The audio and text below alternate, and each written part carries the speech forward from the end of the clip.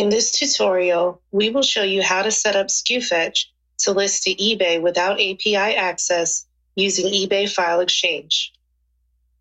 In order to list without API access using File Exchange, you'll need to have already installed and configured the File Exchange Chrome extension. Then you'll need to instruct Sku Fetch to use File Exchange and not any of the other API-related tools that we integrate. Log into your eBay account. Log into Sku Fetch. Click List and Export Settings on the left. You will arrive on the Lister tab. For single fetch, select File Exchange Lister via SkuGrid, eBay File Exchange Sync for the lister. You will then see many options open for your default settings. Enter your eBay username. Enter the email address associated with your eBay account. For quantity, enter the default quantity that you would like to list with. For condition, in most cases, you would want to select New. For listing duration, we recommend GTC or Good Till Canceled listings. Be sure that you have the Use Out of Stock option turned on in your eBay site preferences. Make the selection that is best for your business here. Do not enter a duration of 1 day, as that is not allowed on eBay. For location, please enter your item location. For country, select the country where your items will be shipping from. In most cases, this will be the same as the eBay marketplace you are selling on.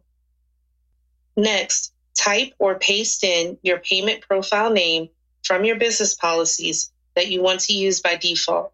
If you do not know the name of your policy, you can go to your eBay Business Policy Management and copy it from there. Enter your PayPal email address. For the next option, allow listing to these categories, business and industrial. Most people will want to leave this option set to no.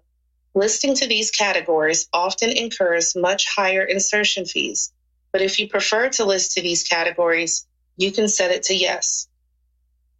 Next is Enable Listing based on PBSE, which is eBay's product-based shopping experience. Select Yes if you want to enable this option, and Sku Fetch will attempt to locate your item in eBay's catalog and attach it to it, or select No if you do not wish to use this option. Next is Dispatch Time. Select your default handling time for your listings. Note, if your shipping profile specifies a different handling time, the settings from your profile will rule. Next, type or paste in your return profile name. If you do not know it, you can obtain it from your eBay Business Policy Management. Select Yes here if you are accepting returns or No if you are not. Select how long your buyers have to make their returns from the next option. Select whether the buyer or seller is responsible for the return shipping. Select the refund option. Select None for restocking fee, as it is no longer allowed.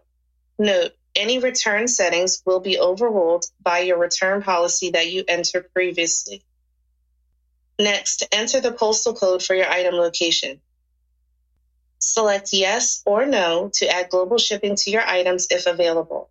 However, please note, you must have already opted into global shipping on eBay, and your shipping policy will override this option.